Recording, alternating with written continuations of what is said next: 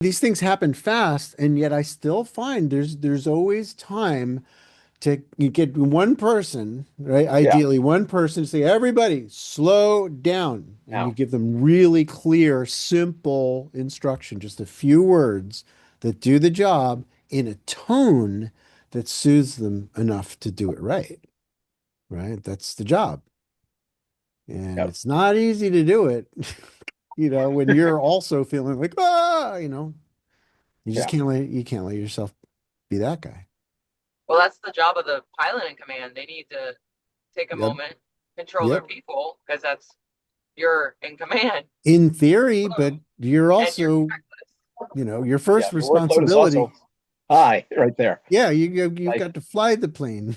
You've got a lot to do already, which is why traditionally we always had a jump leader, right? Or a oh yeah, jump master or load master, depending on where you are with the context.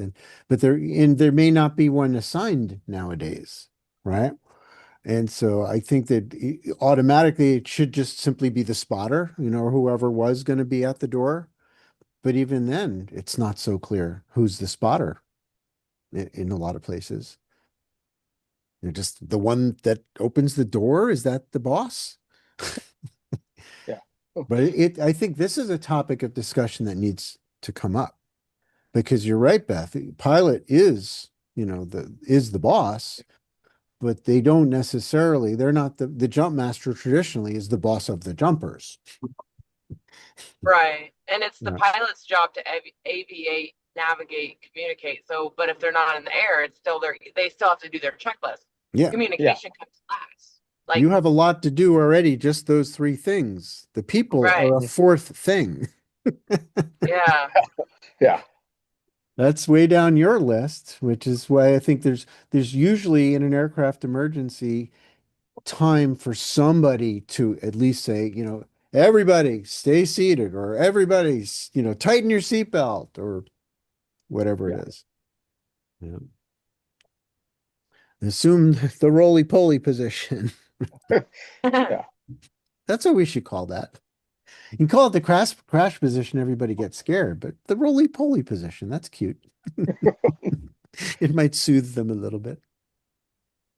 No. Especially the nervous students, you have to be super clear about it and not use that tone of voice that speaks more than just the words you're saying of like, all right, everybody like, come on, man, you're making people nervous. It's not only the instructions that you give, it's how you give them. You have to be a commanding presence that reassures people. Mm. Maybe we should practice that. Like, what I mean? Wouldn't that be interesting?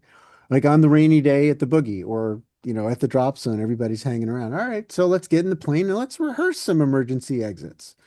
The engine quits at this altitude. The engine quits at this altitude, reset the simulation. Here's the new one. Yeah. Yeah. Mhm. Well, I think they Plane. did that at Chicago. We kind of like lined up like we were actually in the plane, and everybody had a card with a different situation. Love it. And no one, you weren't allowed to see each other's card until you were in that position. And this was like, and you know, somebody was like um, out the door, but their seatbelt was still on.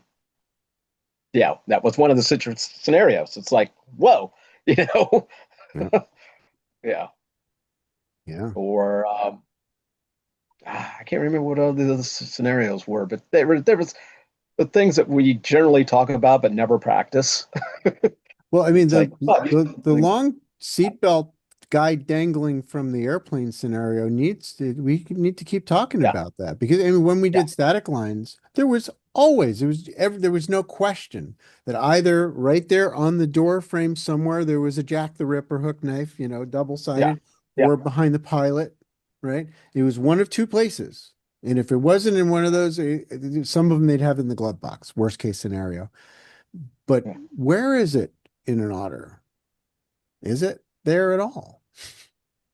I'm still surprised there's people that have rigs without hook knives. Tons of them. Yeah. Tons of them. Yep. And A I think lot. it's also our job to point that out, and ask those, well, usually it's new jumpers, they just got their new rig and oh yeah, the hook, it didn't come with the hook knife or it fell out or something like that. I was like, all right, so what is your plan if you really need that thing, like reserve spinning out of control because you got a line over on your reserve? What's your plan? Because right now your plan is to eat it. That's, I think, asking the question, getting them to visualize themselves in that scenario, where they have to cut their way free and they go, oh, yeah, I wish I had something. Yeah. Yeah. We're the eyes and ears. You're hanging out at the loading area. You look at everybody else's gear, not just your own. I mean, you should look at your own, duh, but just especially those nervous new people. What are they missing? What did they forget back at the bench or something? But also, what is their gear not equipped with? Yep. Yeah. It will keep showing up for us, opportunities to to be that voice, the voice of safety. Hopefully we'll do it in a way that's not too offensive, so that we're not building walls between jumpers with, ego and force. Just this is a big deal. You really need to deal with it. Here, I have a second hook knife. Here, take this one or something. You solve the problem Yeah. right then and there. The number of times my extra, like I have a third hook knife that I usually will travel with for exactly this scenario in canopy courses where I always look at people's gear and I say to the new kid, where's your hook knife? Oh yeah, I don't. I was like, what? That's not an answer. Where's your reserve ripcord? No, you need to give me an answer. You need to know where it is. Show me your hook knife. That'd be a good drill. Everybody's waiting for the plane. Everybody, touch your hook knife. Do you know where it is? Which mud flap or which leg strap? You will probably never utilize it, but you might. What does the fuck say? These things continue to happen. Did you guys see the emergency procedures thing that I posted? Aircraft emergencies that I recently shared. I shared it on my Facebook. I'll grab it. I'll put it up on the Mighty Networks thing. It's a little terrifying, to be honest with you, but it shows a lot of the things that can go wrong with aircraft emergencies in terms of, the bird goes in and flips over and, what do you do? Or parachute opens and starts to go out the door, or just the pilot chute goes out the door, or right. And it actually is showing these things happening instead of just some, safety day briefing where it's just bullet points in somebody's PowerPoint. Mm-hmm. This shows you the footage, and I tell you, afterwards you're going to have to watch a Disney movie or something happy because it's terrifying. And thankfully I haven't seen all of these, firsthand. Mm-hmm. A lot of them I have, but yeah, I'll put it up there. You really should watch it. I think everybody should. Just not again and again and again. You traumatize yourself. And a lot of it, you're watching it happen. You're like, no, God. Where the guy drags his rig against the back of the otter door, and like dragging it, trying to get into rear float. There's a reason why we tend to send the rear float out first. Maybe the front float out first to block the wind, right? But you don't have everybody filling the door and then the last guy is the one that's trying to squeeze out onto the camera step. No, because you drag your back, and that's what happens. You'll see that one. Out comes the parachute. But yeah, it's all theoretical until you're there, and then you're either the person that goes, or you're the one that jumps in and unbuckles his seatbelt so he can get pulled out of the plane, or you know what I mean? You're the one that saves the day because you keep your head because you had a plan, right? You've thought this through. You didn't, kind of pretend that possibility didn't exist. You're the one that went deeply enough into it to visualize a route through.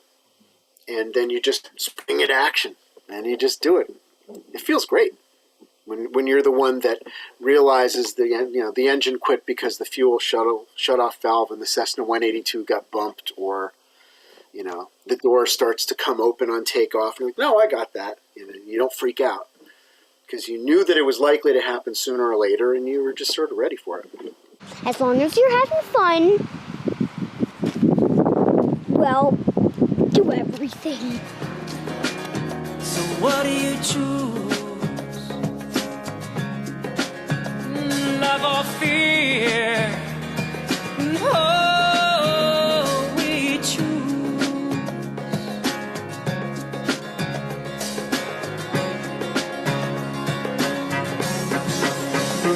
I choose to love with freedom fire from my heart where the light keeps shining. And I choose to feel the whole world crying. And I choose to feel one voice rising. And I choose to feel us all united in the strength that we can rise above. I choose love.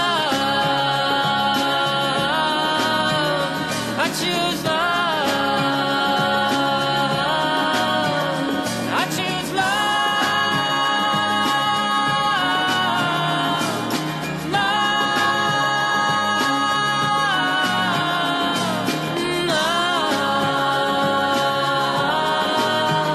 I choose love.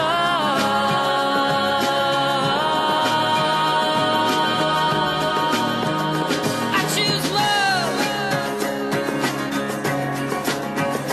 Woo! I choose love.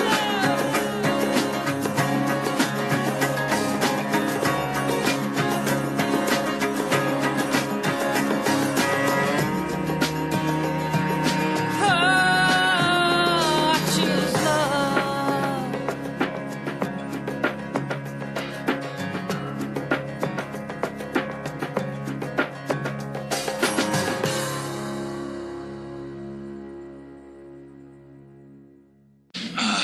I give up. After only 2 minutes? Tuvok, how do you do it? I wait until his own illogic overwhelms him.